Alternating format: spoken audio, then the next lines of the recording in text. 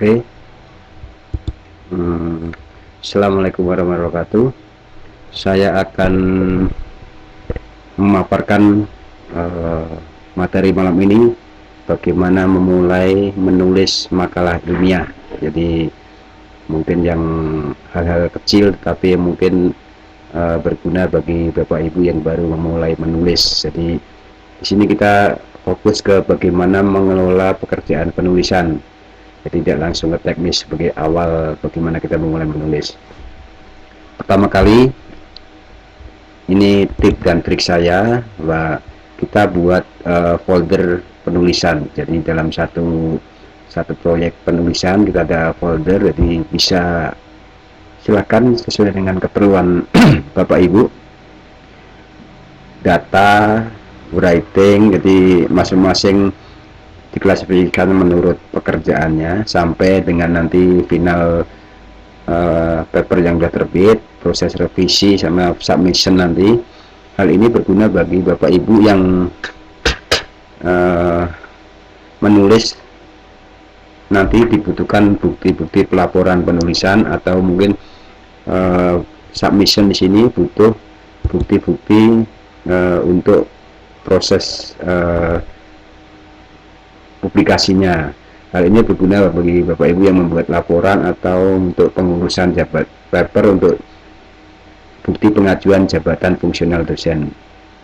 Jadi silakan seperti itu, nanti saya berikan contohnya. Kemudian langkah kedua, silakan dikumpulkan semua data terkait dengan laporan penelitian Ibu, mulai dari laporan data dari MS Word, kemudian data-data dari proses pengumpulan datanya, data mentahnya, data yang analisisnya, sampai kuesionernya. Silahkan dikumpulkan semuanya. Kemudian langkah ketiga baru kita masuk ke bagian penulisan, jadi membuat kerangka tulisan. Jadi prinsipnya kita menulis by design, jadi ada kerangka tulisannya. Ya tidak langsung menulis, jadi kita menulis sesuai struktur. Ini kebetulan saya buat sesuai struktur penulisan full research paper report. Jadi laporan makalah dari laporan penelitian penuh. Jadi seperti ini: introduction, literature review, research method, research and discussion, conclusion, dan mungkin ada acknowledgement sama referensi. Mungkin struktur ini mungkin berbeda bagi Bapak Ibu yang menulis paper konseptual atau komentari paper.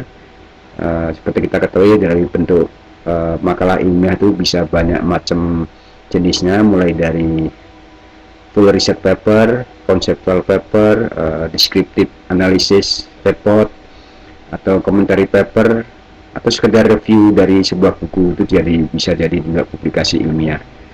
Kebetulan di sini contohnya adalah full research paper, atau kita sebut full article. Jadi seperti itu. Baru langkah selanjutnya kita breakdown setiap poin dari kerangka penulisan kita ke dalam bentuk poin-poin yang lebih detail. Hal ini mempermudah kita untuk menulis, melihat alur dari bagian perbaikan penjelasan. Jadi dalam hal ini contohnya satu pokok pikiran ini saya tulis dalam satu paragraf. Jadi nanti kelihatan bagaimana saya menjelaskan masalah itu. Kita wujudkan bagaimana kita tunjukkan gap yang kita ajukan, baru kemudian tujuan, sasaran, manfaat, dan sistematika penulisan. Itu yang contohnya. Selanjutnya, kebetulan kebanyakan Bapak Ibu menulis memulai dari bagian introduction, karena hanya saja kebetulan kenapa kita buat desain seperti ini, karena kita menulis tidak harus dari latar belakang, tidak harus dari bagian introduction. Kita bisa mulai dari riset metodenya, atau kita mulai dari riset discussionnya. Silahkan disesuaikan dengan situasi dan kondisi Bapak Ibu masing-masing. Saya sendiri biasanya menulis dari bagian riset metode. Jadi saya kasih ini saya tulis gambar-gambarnya dulu, gambar bagaimana saya menulis prosedur penelitian dan lain-lain. Hal ini menjawab banyak pertanyaan tentang bagaimana mengendalikan mood dalam menulis. Jadi sekali waktu ketika menulis saya tidak mood untuk menulis bagian latar belakang atau bagian penjelasan, saya mungkin moodnya lagi pengen menggambar, saya masukkan gambar-gambar tentang prosedur, tentang model saya gambarkan dulu, atau gambar lain. Jadi menjaga konsistensi dan kontinuitas menulis itu bisa kita kendalikan seperti itu. Contohnya ini saya berikan contohnya.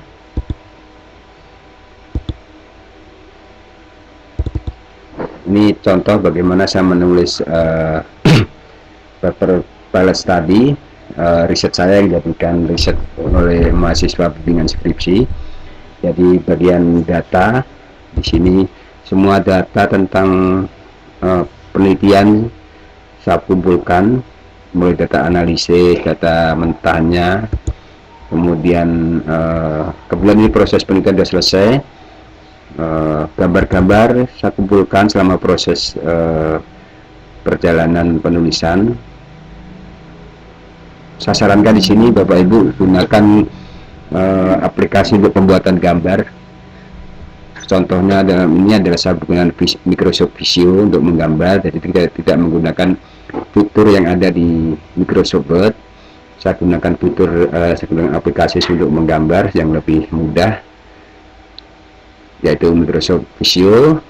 Kemudian kita copy paste, kita langsung copy paste ke bagian tulisan kita, ke body text. Tapi ada beberapa penerbit yang mengharuskan penulis itu mengirimkan gambar secara terpisah. Jadi kalau dalam ini Microsoft Visio membantu pembuatan gambar dalam bentuk JPEG. Jadi kita copy paste gambar itu, kemudian kita rubah dengan aplikasi paling gampang adalah Paintbrush. Jadi di sini kemudian kita crop, kita perbaikan sedikit, kemudian kita rubah ke dalam bentuk JPEG. Jadi seperti ini, kita crop, kita perbaikin, dan kita save sebagai JPEG. Jadi ini lebih memudahkan. Selanjutnya semua referen, jadi satu proyek penelitiannya semua referen jadi satu yang mungkin ada terkait ini, silakan nanti dikumpulkan karena mempermudah pemanggilan kembali atau pencarian justifikasi referensi. Selain kita gunakan aplikasi citasi di EndNote. Semua proses submission di record Bapak Ibu sekalian, mulai dari proses submission, review. Jadi kita tunjukkan perjalanan proses penelitian dan proses penulisan dan publikasi kita itu. Hal ini berguna bagi Bapak Ibu yang akan mengajukan papernya sebagai persyaratan jabatan fungsional. Jadi record dari submission kita bisa jadikan bukti untuk tugas kita sebagai author korespondensi.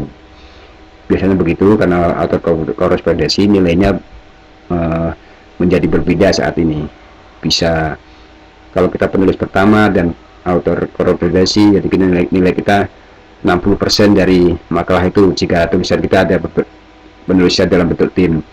Atau karena kita penulis pertama tetapi tidak author korespondensi, nilai kita 40%, dan author anggota yang sebagai korespondensi 40%, sisanya 20% untuk penulis yang lain. Itu aturan tahun 2020. Turnitin nanti silakan simpan juga, kemudian nanti proses sudah publish dan proses revisinya nanti diatur sedemikian rupa. Contoh ke lebih detail hal ini seperti yang saya sampaikan tadi, pertama kali saya buat rancangan makalah, jadi seperti ini. Mohon maaf. Jadi ini rancangan penulisannya, bisa buat desain rancangan ini. Jadi kita format standar aja, kebetulan sesuai dengan jenis pilihan kita. Satu tip trik ini saya dapetin dari buku-buku dari karangannya Profesor Mikrajuddin Abdullah tentang bagaimana menulis makalah internasional. Alhamdulillah sangat membantu. Kemudian kita bisa lihat Bapak Ibu, saya tidak pernah menghapus file penulisan. Jadi pekerjaan penulisan ini bisa sampai 50 session, tapi bertahap. Jadi kita bagaimana kita menjaga kontinuitas menulis itu secara teratur, tidak harus tiap hari, mungkin bisa sehari 2 kali 3 kali, atau bahkan 2 hari sekali baru saya buka. Tetapi kita bisa memulai menulis dari mana bagian terakhir yang kita tulis. Jadi ketika mulai menulis, contohnya di bagian kedua, ketika saya buat ini, saya kebetulan saya menulis bagian purpose and objective ini, kemudian saya ketika memulai ini di bagian di penulisan yang kedua, nanti saya save as sebagai memulainya sebagai saya ini ketika saya menulis bagian risa kedua ini, saya buka file risa 1, kemudian saya save as sebagai risa kedua. Jadi seperti ini. Jadi pencatatan atau penyimpanan secara historis file itu bisa kita runut, karena sekali waktu kadang ketika kita berjalan penulisan hampir 80%, tetapi dalam menulis tertentu kita tahu ada satu bagian yang mungkin lebih baik, tulisan yang saat itu lebih baik, ada yang lebih baik dari penulisan sebelumnya. Saya buka historisnya itu masih ada. Jadi seperti itu gunanya sampai 50 ini setelah selesai semua. Jadi ini kebetulan contohnya sudah selesai semua. Jadi seperti itu. Demikian juga dengan gambar. Jadi perbaikan itu mengikuti, saya usahakan tidak pernah menghapus gambar atau file, saya update. Jadi prosesnya seperti itu sampai tahap revision. Saya lanjutkan sudah sampai beberapa kali revisi. Jadi ini file yang terakhir saya submit ke penerbit untuk direvisi kembali. Demikian gambaran singkat bagaimana mengelola pekerjaan menulis. Nanti insya Allah lain kali saya sambung lagi. Terima kasih. Alhamdulillah. Assalamualaikum warahmatullahi wabarakatuh.